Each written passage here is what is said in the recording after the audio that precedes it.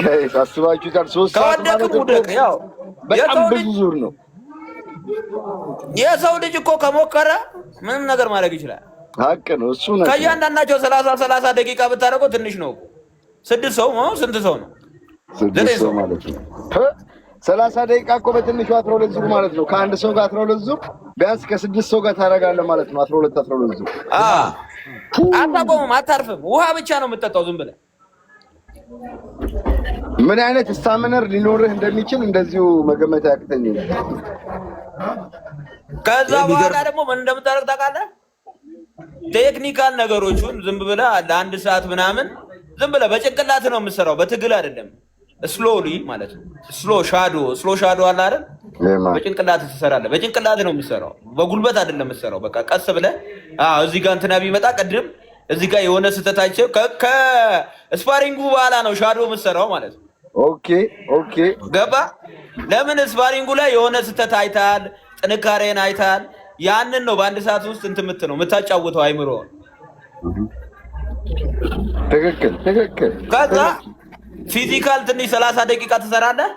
30 ደቂቃ ምናምን ስትሬች ምናምን ታደርግና ትበላና ትተኛለህ ቀጥታ። አሪፍ የትሬኒንግ ካምፕ እንትን ያለሽ አንተ ብራዘር። እኔ ሀቁን ለመናገር ሰያ 12 ዙር ስፓርክ አረኩኝ ትሬኒንግ ላይ በቂ ነው። በቃ ማክሲመም 12 ዙር 30 ደቂቃ ስፓሪንግ ካረኩኝ በቂ ነው ብዬ ነው የማስበው። ለኔ ነው የምልህ ለፋይቴ 5 ዙር ወይ 6 ዙር ስለሆነ 12 ዙር ቀጥታ ስፓርክ አረኩኝ በቂ ነው ብዬ ነው የማስበው። ያንተ ግን በጣም አሪፍ አካሄድ ነው። በቃ በዛ ነው ከሰራ አይቀር እንደዚህ ነው። ከዛ ከሰዓትም ትገባና አሁን ለምሳሌ ሞሞ ቦክሲንግ አፐርካት ከሆነ መርዝ ኪኩ አፐርካት ብቻ ለ3 ሰዓት ይሰራል።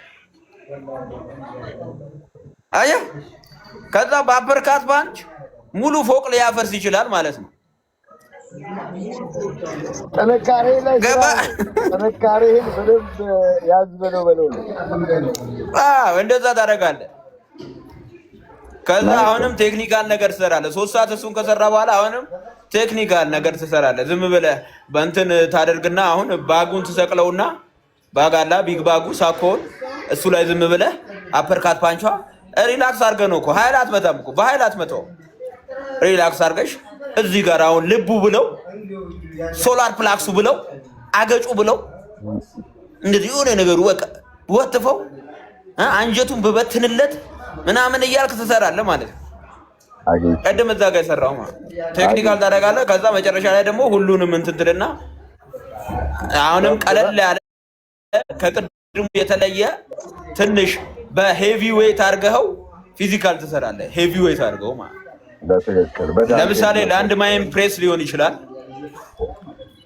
ሌሎቹም እነዚህ ፑሾች ሊሆኑ ይችላሉ። እንደዛ አይነት ነገር ትሰራለህ። ከዛ አሁንም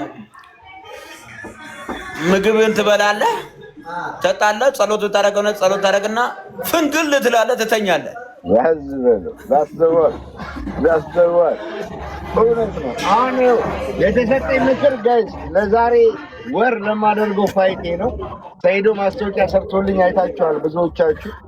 የዛሬ ወር ዋንኮል ስቴዲየም ማኖስፊልድ ታውን ኖቲንጋም ከተማ ላይ ቢግ ፋይት አለኝ። ሰይዶ እንዳስተዋወቀው አሁን ወደ 7 ቲኬት ብቻ ነው የቀረው። የዛሬ ወር ነው ፋይቴ።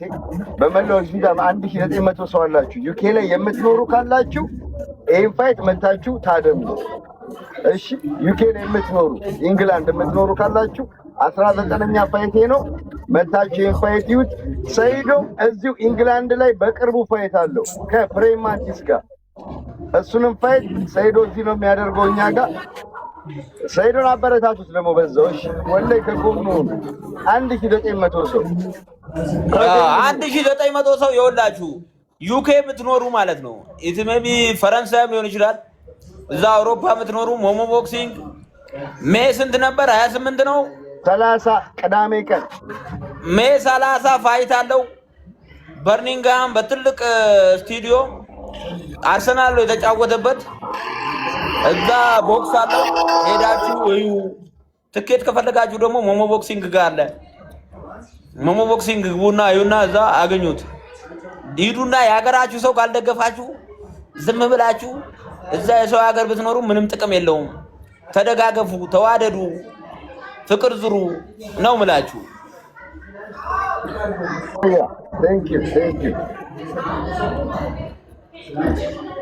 እና ሞራላችሁ ድጋፋችሁ አይለዩ ጋይስ። አቅም አለው ወላሂ ነው የምላችሁ።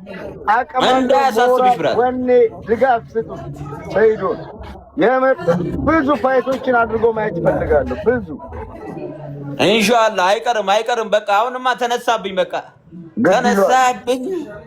ግድ ይለዋል ብራዘር።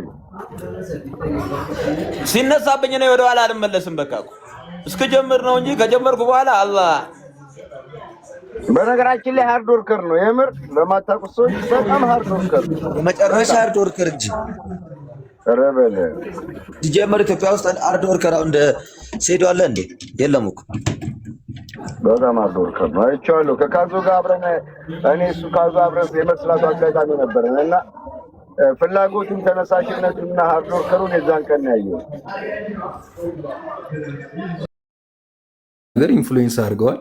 ከዚህ በኋላ ደግሞ ለሚመጣ ሰው ለውድድር እንዲዘጋጅ